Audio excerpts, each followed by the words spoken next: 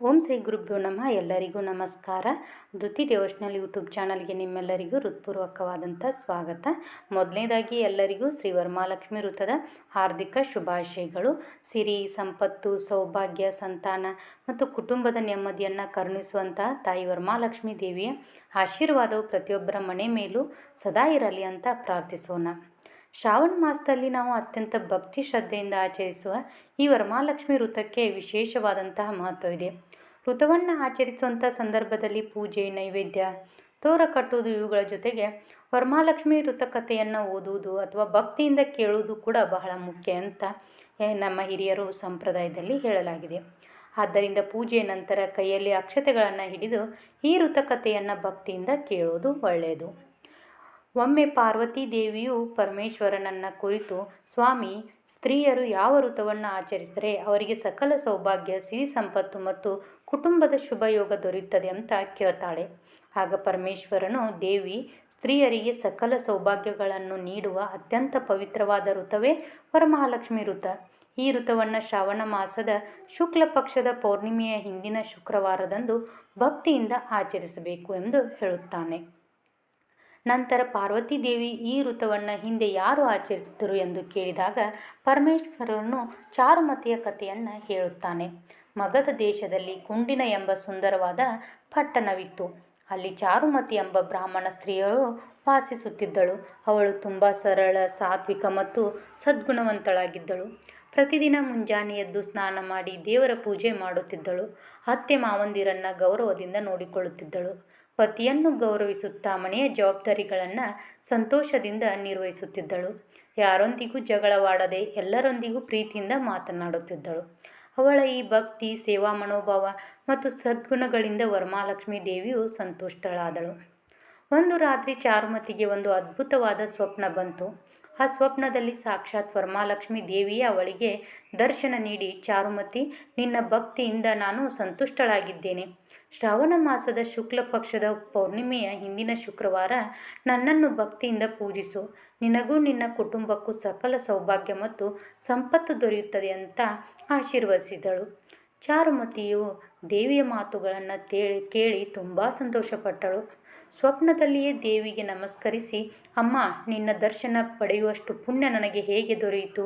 ನಿನ್ನ ಕೃಪೆ ಸದಾ ನಮ್ಮ ಮೇಲೆ ಇರಲಿ ಎಂದು ಪ್ರಾರ್ಥಿಸಿದಳು. ನಂತರ ದೇವಿಯು ಅಂತರ್ಧಾನಳಾದಳು. ಚಾರುಮತಿಗೆ ಎಚ್ಚರವಾದಾಗ ತಾನು ಕಂಡದ್ದು ಸ್ವಪ್ನವೆಂದು ತಿಳಿಯಿತು. ಬೆಳಿಗ್ಗೆ ಎದ್ದ ಕೂಡಲೇ ತನ್ನ ಪತಿ, ಅತ್ತೆ ಮಾವಂದಿರಿಗೆ ಈ ವಿಷಯವನ್ನು ತಿಳಿಸಿದರು. ಅವರು ಕೂಡ ಬಹಳ ಸಂತೋಷಪಟ್ಟರು. ಇದು ದೇವಿಯ ಅನುಗ್ರಹ. ಶ್ರಾವಣ ಮಾಸದಲ್ಲಿ ತಪ್ಪದೆ ಈ ವೃತ್ತವನ್ನು ಆಚರಿಸೋಣ ಎಂದು ಹೇಳಿದಳು. ಚಾರುಮತಿಯ ಸ್ವಪ್ನದ ವಿಷಯವನ್ನು ತಿಳಿದು ಊರಿನ ಇತರ ಸ್ತ್ರೀಯರು ಕೂಡ ಬಹಳ ಸಂತೋಷಪಟ್ಟರು. ಎಲ್ಲರೂ ಶ್ರಾವಣ ಮಾಸಕ್ಕಾಗಿ ಕಾದು ಕುಳಿತರು. ಅಂತೂ ಆ ಶುಭ ಶುಕ್ರವಾರ ಬಂದೇ ಬಿಟ್ಟಿತು. ಆ ದಿನ ಚಾರುಮತಿ ಮತ್ತು ಇತರ ಸ್ತ್ರೀಯರು ಮುಂಜಾನೆ ಎದ್ದು ತಲೆಗೆ ಸ್ನಾನ ಮಾಡಿ ಶುಭ್ರವಾದ ಬಟ್ಟೆಗಳನ್ನು ಧರಿಸಿ ಮನೆ ಮತ್ತು ಪೂಜಾ ಸ್ಥಳವನ್ನು ಸ್ವಚ್ಛಗೊಳಿಸಿ ಅಲಂಕರಿಸಿದರು. ಪೂಜಾ ಸ್ಥಳದಲ್ಲಿ ಕಲಶವನ್ನು ಪ್ರತಿಷ್ಠಾಪಿಸಿ ಅದರೊಳಗೆ ಪವಿತ್ರ ಜಲವನ್ನು ತುಂಬಿ ಮಾವಿನ ಎಲೆಗಳು ಮತ್ತು ಇತರ ಪವಿತ್ರ ವಸ್ತುಗಳನ್ನು ಇಟ್ಟು ವರಮಹಾಲಕ್ಷ್ಮಿ ದೇವಿಯನ್ನು ಕಲಶದಲ್ಲಿ ಆವಾಹನೆ ಮಾಡಿದರು. ನಂತರ ದೇವಿಗೆ ಅಲಂಕಾರ ಮಾಡಿ ದೀಪ ಬೆಳಗಿಸಿ ಗಂಧ, ಕುಂಕುಮ, ಅಕ್ಷತೆ, ಹೂಗಳನ್ನು ಅರ್ಪಿಸಿ ಭಕ್ತಿಯಿಂದ ಪೂಜೆ ಮಾಡಿದರು.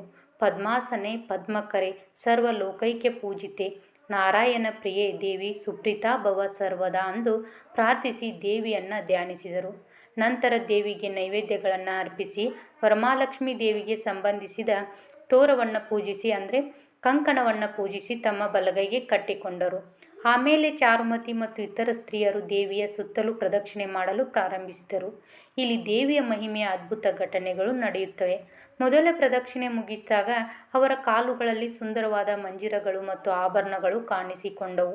ಇದನ್ನು ಕಂಡು ಎಲ್ಲರೂ ಆಶ್ಚರ್ಯದಿಂದ ದೇವಿಯನ್ನು ಸ್ಮರಿಸಿದರು. ಎರಡನೇ ಪ್ರದಕ್ಷಿಣೆ ಮುಗಿಸಿದಾಗ ಅವರ ಕೈಗಳಲ್ಲಿ ನವರತ್ನಗಳಿಂದ ಅಲಂಕರಿಸಲ್ಪಟ್ಟ ಬಂಗಾರದ ಆಭರಣಗಳು ಕಾಣಿಸಿಕೊಂಡವು. ಇದರಿಂದ ಅವರು ಇನ್ನಷ್ಟು ಭಕ್ತಿಯಿಂದ ದೇವಿಯನ್ನು ಸ್ಮರಿಸುತ್ತಾ ಮೂರನೇ ಪ್ರದಕ್ಷಿಣೆ ಮಾಡಿದರು. ಮೂರನೇ ಪ್ರದಕ್ಷಿಣೆ ಮುಗಿದಾಗ ಅವರು ಸಂಪೂರ್ಣವಾಗಿ ವಿವಿಧ ಆಭರಣಗಳಿಂದ ಅಲಂಕರಿಸಲ್ಪಟ್ಟರು. ಇದು ಕೇವಲ ಆಭರಣ ದೊರೆತ ಕಥೆಯಲ್ಲ. ವರಮಹಾಲಕ್ಷ್ಮಿ ದೇವಿಯ ಕೃಪೆ ದೊರೆತಾಗ ಜೀವನದಲ್ಲಿ ಸೌಭಾಗ್ಯ, ಸಮೃದ್ಧಿ ಮತ್ತು ಸಂತೋಷ ಹೆಚ್ಚುತ್ತದೆ ಎಂಬುದನ್ನು ಈ ಕಥೆ ಸಂಕೇತಿಸುತ್ತದೆ ಎಂದು ಭಕ್ತಿಯಿಂದ ಅರ್ಥೈಸಬಹುದು. ನಂತರ ಅವರ ಮನೆಗಳಲ್ಲಿಯೂ ಸಿರಿ ಸಂಪತ್ತು ತುಂಬಿತು. ರಥ, ಗಜ, ಕುದುರೆ ಮೊದಲಾದ ವಾಹನಗಳು ಅವರ ಮನೆಗಳ ಮುಂದೆ ಬಂದು ನಿಂತವು ಎಂದು ಕಥೆಯಲ್ಲಿ ವಿವರಿಸಲಾಗಿದೆ. ಇದನ್ನು ಕಂಡ ಸ್ತ್ರೀಯರೆಲ್ಲರೂ ವರಮಹಾಲಕ್ಷ್ಮೀ ದೇವಿಯ ಮಹಿಮೆಯನ್ನು ಕೊಂಡಾಡಿದರು. ನಂತರ ವ್ರತವನ್ನು ಶಾಸ್ತ್ರೋಕ್ತವಾಗಿ ನೆರವೇರಿಸಲು ಸಹಾಯ ಮಾಡಿದ ಬ್ರಾಹ್ಮಣರನ್ನು ಗೌರವಿಸಿ ದಕ್ಷಿಣೆ ಮತ್ತು ತಾಂಬೂಲ ನೀಡಿ ಅವರ ಆಶೀರ್ವಾದ ಪಡೆದರು. ದೇವಿಗೆ ಸಮರ್ಪಿಸಿದ ನೈವೇದ್ಯವನ್ನು ಪ್ರಸಾದವಾಗಿ ಸ್ವೀಕರಿಸಿದರು. ಆ ದಿನದಿಂದ ಚಾರುಮತಿ ಮತ್ತು ಇತರ ಸ್ತ್ರೀಯರು ಪ್ರತಿ ವರ್ಷವೂ ಭಕ್ತಿಯಿಂದ ವರಮಹಾಲಕ್ಷ್ಮಿ ವ್ರತವನ್ನು ಆಚರಿಸುತ್ತಾ ಸಿರಿ ಸಂಪತ್ತು ಮತ್ತು ಸುಖ ಸಂತೋಷದಿಂದ ಜೀವನ ನಡೆಸಿದರು. ಆದ್ದರಿಂದ ಈ ವ್ರತವನ್ನು ಭಕ್ತಿಯಿಂದ ಆಚರಿಸುವವರಿಗೆ ತಾಯಿ ವರಮಹಾಲಕ್ಷ್ಮೀ ದೇವಿಯ ಅನುಗ್ರಹದಿಂದ ಸಕಲ ಶುಭ ಫಲಗಳು ದೊರೆಯಲಿ ಎಂಬುದು ಈ ವ್ರತಕಥೆಯ ಮುಖ್ಯ ಸಂದೇಶ. ಹಾಗಾಗಿ ಸ್ನೇಹಿತರೆ, ನಾವು ಕೂಡ ವ್ರತವನ್ನು ಕೇವಲ ಒಂದು ಆಚರಣೆ ಎಂದು ನೋಡದೆ ಭಕ್ತಿ, ಶ್ರದ್ಧೆ, ಶುದ್ಧ ಮನಸ್ಸು ಮತ್ತು ಕುಟುಂಬದ ಒಳಿತಿಗಾಗಿ ಮಾಡುವ ಪ್ರಾರ್ಥನೆ ಎಂದು ಭಾವಿಸಿ ಆಚರಿಸೋಣ. ವ್ರತಕಥೆ ಮುಗಿದ ನಂತರ ಕೈಯಲ್ಲಿರುವ ಅಕ್ಷತೆಗಳನ್ನು ತಲೆಯ ಮೇಲೆ ಹಾಕಿಕೊಂಡು ತಾಯಿ ವರಮಹಾಲಕ್ಷ್ಮೀ ದೇವಿಯ ಆಶೀರ್ವಾದವನ್ನು ಪಡೆಯಿರಿ. ನಂತರ ಮನೆಗೆ ಬಂದ ಮುತ್ತೈದೆಯರಿಗೆ ಯಥಾಶಕ್ತಿ ವಾಯನ ನೀಡಿ ಅವರ ಆಶೀರ್ವಾದವನ್ನು ಪಡೆಯಬಹುದು. ತಾಯಿ ವರಮಹಾಲಕ್ಷ್ಮೀ ದೇವಿಯ ಕೃಪೆಯಿಂದ ನಿಮ್ಮ ಮನೆಗಳಲ್ಲಿ ಸದಾ ಸಿರಿ ಸಂಪತ್ತು, ಸೌಭಾಗ್ಯ, ಆರೋಗ್ಯ, ನೆಮ್ಮದಿ ಮತ್ತು ಸಂತೋಷ ನೆಲೆಸಿರಲಿ. ಇಂತಹ ಭಕ್ತಿಯ ಮತ್ತು ಧಾರ್ಮಿಕ ಮಾಹಿತಿಗಾಗಿ ಧೃತಿ ಡಿವೋಷನಲ್ ಚಾನಲನ್ನು ಸಬ್ಸ್ಕ್ರೈಬ್ ಮಾಡಿ, ಬೆಲ್ ಐಕಾನ್ ಒತ್ತಿ. ಮತ್ತೆ ಮುಂದಿನ ವಿಡಿಯೋದಲ್ಲಿ ಸಿಗ್ತೀನಿ. ಸರ್ವೇ ಜನೋ ಸುಖಿನೋ ಭವಂತು.